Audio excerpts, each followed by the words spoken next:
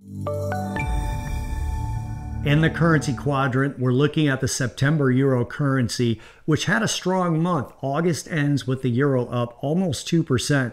That's the best month on a percentage basis since November of 2023, despite finishing the week with 3 consecutive down sessions, and on a weekly basis, the euro is down 1.29%. That's the first down week since the week of July 22nd. The high today, 111.03. That was only up 15 basis points, but the low, 110.55, was down a little bit more than 1/4%, and that's where we sit at the end of the New York close, right on the lows.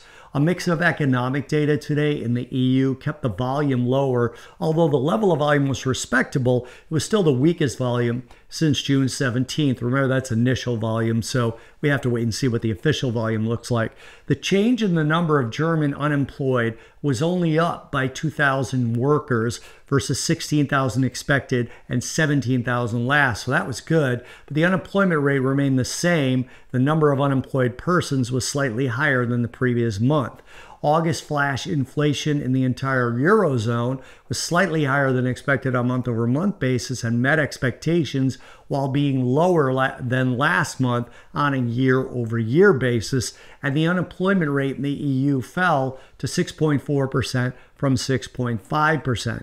None of this data provided any clear direction for the currency itself. But then you look at rate cuts, and markets expect the U.S. Federal Reserve to be more aggressive with rate cuts than the ECB. Although short-term bond markets have virtually the same amount of rate cuts in basis points is expected for the EU and the U.S., the markets show a much more certainty about 100 basis points or more in the U.S. than they do in the EU. And looking at 2025, markets expect the Fed to be more aggressive in 2025. So overall, that's weakness for the dollar and strength, or at least a tailwind for the euro.